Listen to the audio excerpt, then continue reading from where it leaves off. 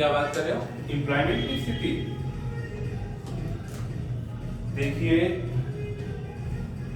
अगर हमारे देश में एम्प्लॉयमेंट होता ना तो हमारे यहाँ की क्रेन कनाडा नहीं जाती, ऑस्ट्रेलिया नहीं जाती, यूएसए नहीं जाती, यूनाइटेड स्टेट्स ऑफ अमेरिका में नहीं जाती, ब्राजील नहीं जाती। हमारे यहाँ एम्प्लॉयमेंट है ही नहीं। हमारे यहाँ खाली जनसंख्या है जिसका फायदा एमएनसी कंपनियां उठा रही। जनसंख्या हमारा, काम हम करते हैं, बनाते हो है और खरीदते भी हम ही। क्यों ना एक ऐसा सिस्टम डेवलप किया जाए जिससे हिंदुस्तान में एम्प्लॉयमेंट इतना जनरेट हो कि बाहर के लोगों को आना पड़े हिंदुस्तान में काम करने। ये कैसे संभव हो सकता है? सरकार को ही ले लो। सरकार तो हमेशा फोकस करती है जाति धर्म के ऊपर। कभी सुना हमने इतना एम्प्लॉयमेंट क्रिएट करना है, हमने इतने बच्चों को रोजगार देना है, हमें इतने बच्चों को एंटरप्रेन्योरशिप कराना है, इतने बच्चों को पैकेज देना है जिससे कि वो कुछ नया करें। हर रोज 2-4 कंपनियां बर्बाद हो रही है। कहां से काम मिलेगा? रोज तो लोग आ रहे हैं, काम जनरेट करने वाले हमें, लेकिन उसके लिए पूंजी चाहिए ना। पूंजी तो हमारे पास है नहीं, सरकार का ध्यान भी नहीं है इस तरफ। तो एक चीज ध्यान रखिए कि आपके पास ऑप्शन केवल बनता है अच्छे क्वालिटी से किसी काम को करना। देखिए बच्चों, जब फ्यूचर अंधकार में लगता है ना तो इंसान पढ़ना भी छोड़ देता है।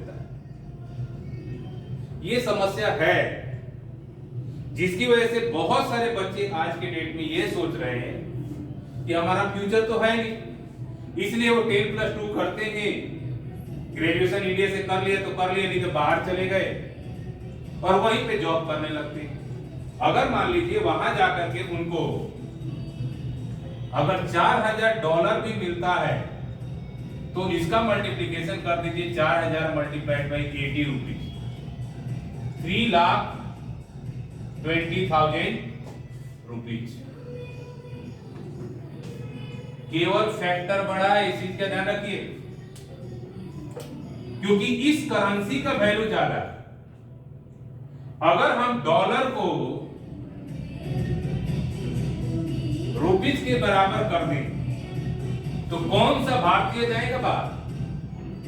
नहीं, डॉलर को रुपीज में या रुपीज के बराबर करने के लिए हमें इंटरकरेंसी में आना पड़ेगा।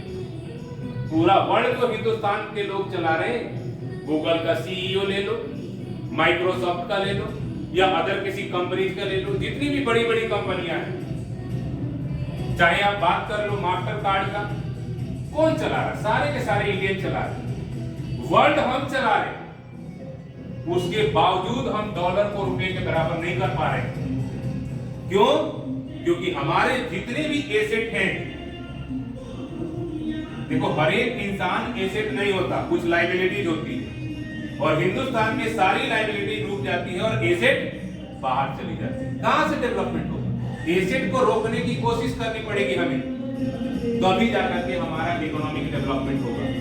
जब हमारा इकोनॉमिक डेवलपमेंट होगा तो ऑटोमेटिकली डॉलर रुपए के बराबर हो सकता है। पहले भी तो था, सोने की चिड़िया क्यों बोला गया? क्योंकि हर घर में काम होता था और हर घर में रोजगार था, कोई नौकरी करने नहीं जा सकता। क्योंकि जब कोई घर से निकल करके किसी और के यहाँ जाकर के काम करता था तो उसे नौकर की तरह ट्रीट किया जाता था। लोग कहते थे देसी भाषा में, तू तो नौकर बांटा, तू तो नौकरी करता। एक चीज समझिए, हमें वही दिन वापस लाना पड़ेगा और ये तभी आ सकता है किसी भी देश के डेवलपमेंट का जो सबसे बड़ा हथियार होता है वो होता है top quality education, high quality education. But हमारे देश में तो क्वांटिटी एजुकेशन, क्वालिटी एजुकेशन पे फोकस कौन कर रहा है? क्वालिटी एजुकेशन पे फोकस नहीं करोगे तो पढ़ लिख जाएगा, उसको आएगा कुछ नहीं, वो सोच ही नहीं सकता, और सोच नहीं सकता तो डेवलपमेंट कैसे करेगा? इसलिए हर शिक्षकों का एक मकसद होना चाहिए कि हम चाहे 2 बच्चे पढ़ाएं, 1 पढ़ाएं या ना पढ़ाएं, छोड़ दो, अगर क्वालिटी एजुकेशन नहीं दे सकते तो छोड़ दीजिए। एक बार अमेरिका में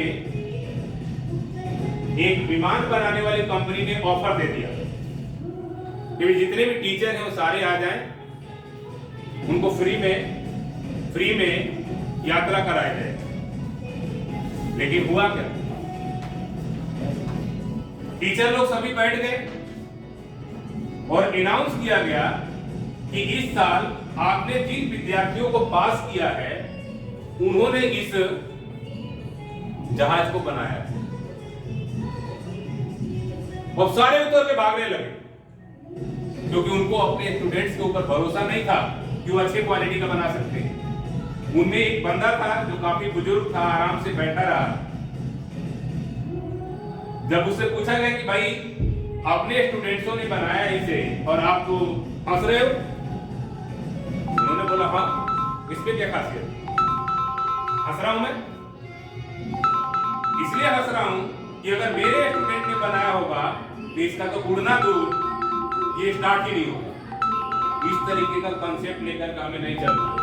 अगर इस तरीके का कंसेप्ट लेकर के हम चलेंगे तो ना तो हमारा डेवलपमेंट होगा, ना हमारे समाज का होगा, ना हमारे देश का होगा, ना आने वाली फ्यूचर जनरेशन का होगा। एक चीज ध्यान रखिए, जिनको आप पढ़ा रहे हैं यही आगे चल करके डॉक्टर बनेंगे, यही आगे चल करके इंजीनियर बनेंगे, यही आगे चल करके आर्किटेक्ट बनेंगे, यही आगे चल करके सारी चीजें करेंगे।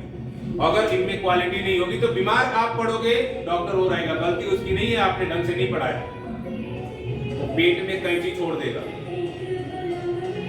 ब्रिज बनाएगा, ब्रिज गिर जाएगा, कैसे देश का डेवलपमेंट। इसलिए हमेशा फोकस कीजिए क्वालिटी एजुकेशन के ऊपर, क्वांटिटी एजुकेशन के ऊपर नहीं। 10 पढ़ाइए, अच्छे पढ़ाइए जो आपका नाम रखते, जैसे पहले के टीचर होते थे। देखिए मनी तो सबको चाहिए, अगर दिए को जलाना है तो तेल डालना पड़ेगा, लेकिन मनी माइंडेड होना जरूरी नहीं। इसके लिए जरूरी है कि आप हमेशा फोकस करें बच्चे के डेवलपमेंट के ऊपर कि किस तरीके से इसका क्वालिटी डेवलपमेंट होगा, तभी जाकर के हमारा, आपका, समाज का, देश का और पूरे विश्व का डेवलपमेंट होगा। वैसे भी हम लोग नारा देते हैं वसुदेव कुटुंबकम, वो सही मायने में तभी फिट बैठेगा जब हम जनरेट करें ऐसे एसेट्स का जो पूरे वर्ल्ड के लिए एक शिक्षा का मंत्र क्रिएट करे, एम्प्लॉयमेंट जनरेशन करे और ज्यादा से ज्यादा रोजगार क्रिएट करे। ये ना कि वो रोजगार खुद ढूंढे। रोजगार खुद ढूंढने वाला कभी रोजगार क्रिएट नहीं कर सकता, वो रिस्क ले ही नहीं सकता, उसके पास इनोवेटिव आइडिया हो ही नहीं सकता। और इनोवेटिव आइडिया नहीं होगा तो हम केवल नौकर पैदा करेंगे, मालिक पैदा नहीं करेंगे। इसलिए हमेशा क्वालिटी पे फोकस कीजिए। और आप लोग सभी स्टूडेंट्स को मैं बोल रहा हूं कि always focus on quality, quantity पे मत जाइए। ठीक है, टीचर धमकाता है, वो धमकाएगा नहीं, आप काम नहीं करोगे धमकाएगा नहीं, वो आपके भविष्य के लिए धमका रहा है, वो अपने लिए नहीं धमका रहा। इस चीज का ध्यान रखिए।